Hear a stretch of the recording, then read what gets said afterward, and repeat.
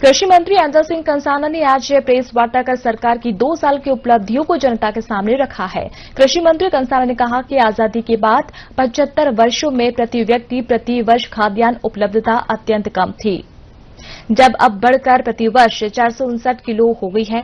मंत्री कंसाना ने कहा कि कृषि और संबंध क्षेत्र मध्य प्रदेश की अर्थव्यवस्था की आधारशिला है। वित्त वर्ष 2011-12 में इनका योगदान 33.85% से बढ़कर वित्त वर्ष 2024-25 में 44.36% हो गया है। वर्ष 2002-3 में कृषि और संबंध क्षेत्र का बजट 600 करोड़ था, जो अब वर्ष 2024-25 में बढ़कर राशि रुपए 27,050 करोड़ हो गया है।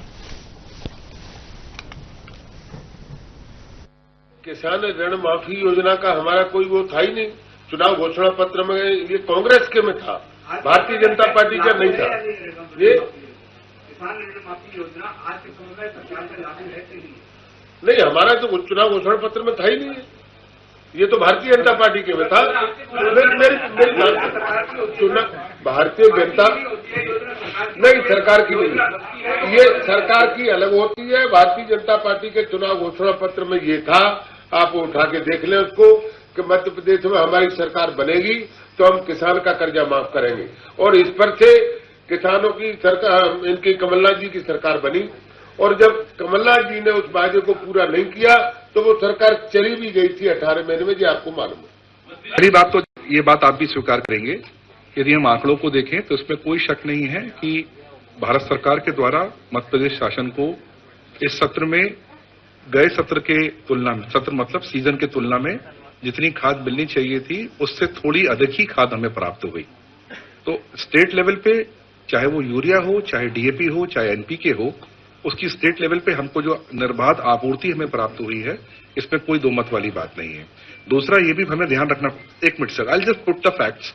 हमें ये भी ध्यान रखना होगा कि खाद में भारत सरकार की सब्सिडी का यदि आप एंगल देखेंगे, ये 2 लाख करोड़ सब्सिडी की मैं बात कर रहा हूं। ये यूरिया का जो बैग मिलता है आपको और जो आपको डीएपी का जो बैग मिलता है, ये प्रतिवर्ष 2 लाख करोड़ की सब्सिडी हमें प्राप्त होती है। ये पूरे राष्ट्र के लिए है। मध्य प्रदेश में लगभग ये 25,000 करोड़ के आसपास टच करती है, तो 25,000 करोड़ की सब्सिडी है। दैट इज मैं बताऊंगा। तीसरी बात मैं बताना चाहूंगा कि जो डिस्ट्रीब्यूशन का जो सिस्टम था, इसमें एफओआर और नॉन एफओआर सोसाइटीज के बीच के भेद को सरकार ने संज्ञान में लेते हुए खत्म किया कॉर्पोरेट डिपार्टमेंट में। यानी रेलवे रेक से लेके जो सोसाइटीज रास्ते में पड़ती हैं, जो एफओआर सोसाइटीज पड़ती हैं, उसके अलावा जो नॉन एफओआर सोसाइटीज थी वहां पर भी गिरवाने का काम हुआ। आप लोग की जानकारी में शायद ये बात नहीं होगी, पूरे हिंदुस्तान में सिर्फ 2 राज्य ही है, वस्तुतः वो एक ही राज्य थे। 2000 में छत्तीसगढ़ मध्य प्रदेश से ही एक नया राज्य बना। पूरे हिंदुस्तान में 2 राज्य ही हैं जहां पर 70% खाद का डिस्ट्रीब्यूशन कोऑपरेटिव सेक्टर के माध्यम से होता है। सो मैं ये बोलना ये चाह रहा, जो भावांतर की योजना इस बार लागू हुई थी और पिछले बार में एक बड़ा अंतर था, इस बार पूरी योजना इलेक्ट्रॉनिक प्लेटफॉर्म पे थी। जैसा कि एक हमारे बंधु ने कहा कि व्यापारी लाइन में लगने का इसमें कॉलम ही नहीं है। जिस किसान का रजिस्ट्रेशन हुआ है और रजिस्ट्रेशन खाद्य विभाग के पोर्टल पे है, वही भावांतर, जब किसान इंटर करता है तो भावांतर में गैर भावांतर का कोई अंतर नहीं है। जिसका वहां पे रजिस्ट्रेशन हुआ है वो भावांतर के लिए पात्र है। जब भावांतर के लिए पात्र है तो जब उसकी एक आईडी है, जब वहां पे नीलामी होती है, भावांतर योजना की पहली शर्त थी कि ये सिर्फ मंडियों में जो सोयाबीन बिकेगा उस पर लागू होगी। सोयाबीन किसान बाहर भी बेच सकता है, हमारे पास फार्मगेट ऐप भी है, उस पर लागू नहीं होगी। तो किसान को मंडी में आना पड़ेगा। एक एक किसान की वीडियोग्राफी हो रही है और हर किसान की, जैसा कि सर ने बताया, एग्री स्टैक से लिमिट है।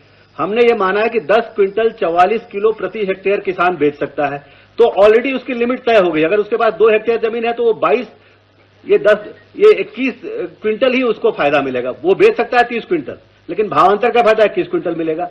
इसलिए इस पूरे प्रोसेस में, पूरा चूंकि इलेक्ट्रॉनिक प्रोसेस है तो रिसाइकलिंग के बाद तो संभव नहीं है। लेकिन जैसा कि आपने बताया, चूंकि हमारा सिस्टम